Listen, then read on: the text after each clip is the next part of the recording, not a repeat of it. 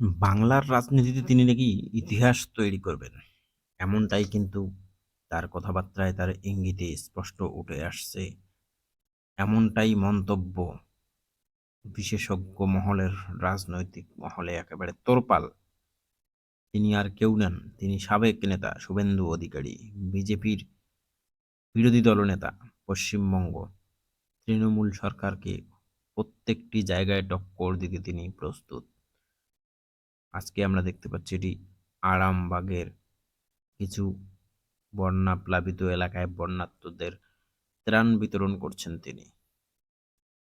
এটি পশ্চিমবঙ্গের একটি গুরুত্বপূর্ণ জায়গা আরামবাগ। এখানে তিনি ত্রাণ বিতরণ করছেন জনসভার মাধ্যমে। আমরা দেখতে পাচ্ছি সেই ছবি। হাজারে হাজারে মানুষ কিন্তু উপস্থিত আছে। বিজেপির একটি বড় কার্যক্রম। মুখ্যমন্ত্রী মমতা বন্দ্যোপাধ্যায় তথা তৃণমূল সুপ্রিমোকে সরাসরি চ্যালেঞ্জ ছুড়ে দেওয়ার মতন ক্ষমতা যিনি রাখেন তিনি শুভেন্দু অধিকারী। দেখতে পাচ্ছেন সেই ছবি, একেবারে সরাসরি আরাম